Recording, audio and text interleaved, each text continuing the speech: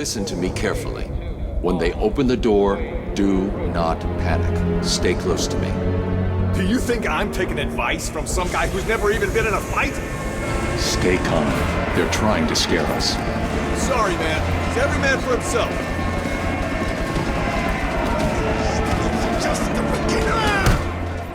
The games industry moves at a rapid pace, and the combination of modern rendering techniques and more powerful commercial hardware can render games obsolete in a few years' time. What was once considered to be the epitome of gaming might not even suffice as a minimum viable product by modern standards. But our memories tend to obscure the rough edges, and the game that we view from our rose-tinted glasses might be pretty different from the reality. As such, it's important to revisit these classics from time to time and try to view those games from an unbiased lens and see if they stack up to modern standards. With this feature, we will be taking a look at Rocksteady's Batman Arkham City, released in 2011. The game won countless awards and was showered with immense love from fans and critics alike. I was only here for Freeze and the hostages. But now, I'm taking you down too. Ooh, aren't you scary? You're about to find out. And it continues to be brought up in discussions as a shining example of how superhero games should be made. But we have had more than a couple of great superhero games since then, so how does Arkham City stack up? With this feature, we'll be taking a look at the game from the perspective of it being released right now, and try to decipher how it would hold up in 2024. So to start things off, let's take a look at the story, which starts off with Bruce Wayne walking down a criminal-infested prison after he is imprisoned against certain false charges. And that kickstarts a chain of events that quickly morphs into a greater conflict that takes you all across Arkham City, fighting different manners of evil. Arkham City manages to strike a careful balance in terms of the narrative, and what we get is a plot that's not overly simplistic, but isn't filled with a ton of revelations to be too obtuse or difficult to follow.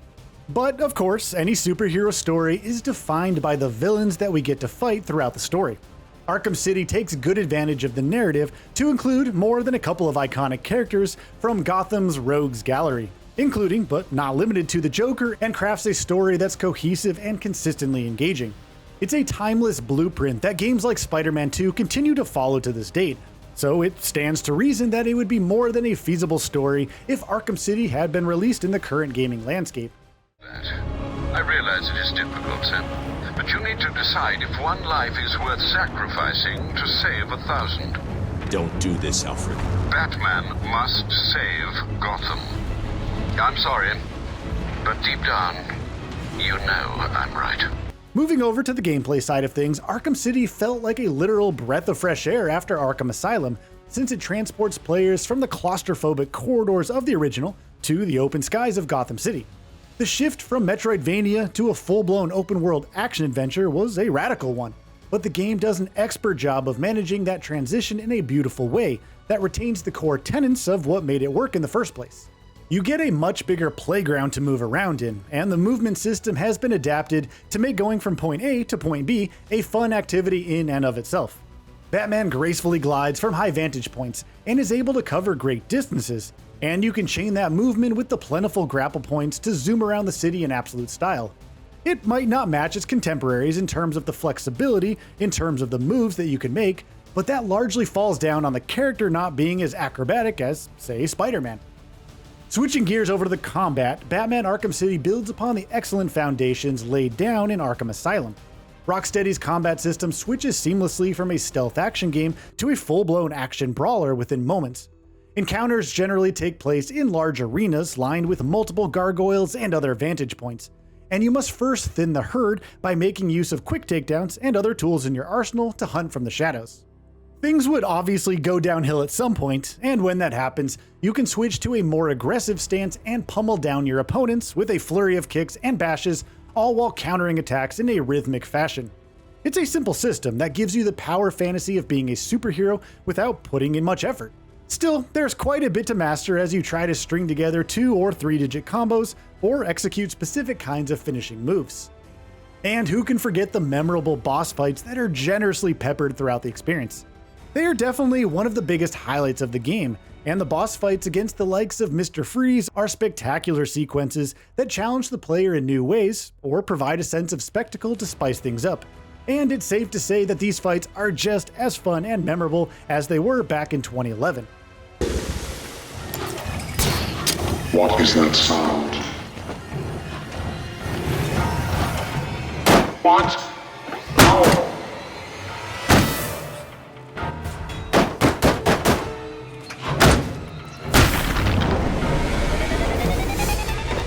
Despite its age, Arkham City's combat system is one that continues to be extremely fun to engage with even after all these years.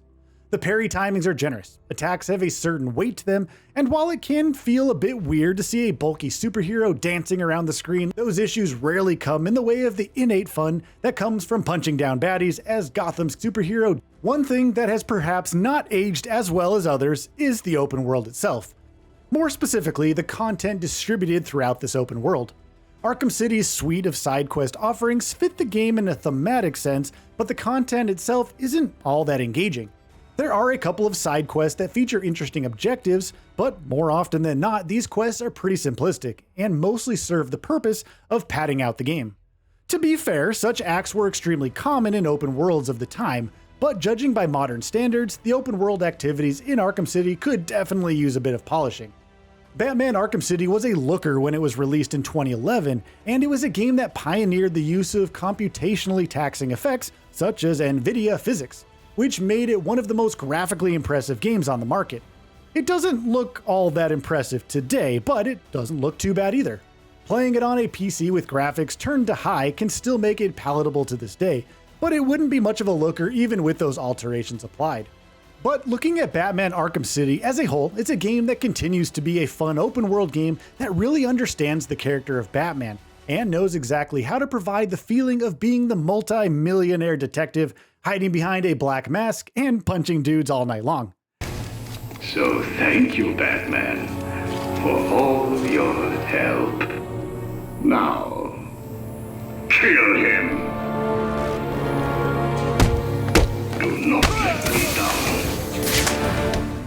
Everything from its effective storytelling to the rhythmic combat and stealth gameplay works perfectly in sync with one another, and what we get is a game that's a worthy sequel in more ways than one.